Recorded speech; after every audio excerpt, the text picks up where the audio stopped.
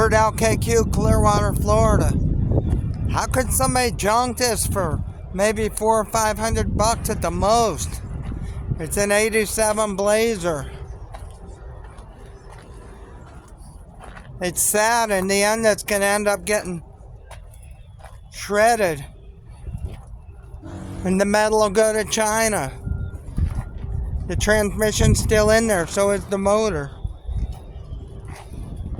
How can somebody be that low to junk that? To scrap it just for $400, maybe $500 at the very most. It looks like it's got a small block 350 maybe.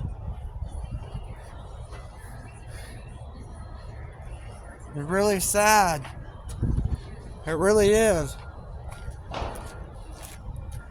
I missed a four-wheel drive Suburban at the auction. It ran and drove. 6.2 diesel for only $900.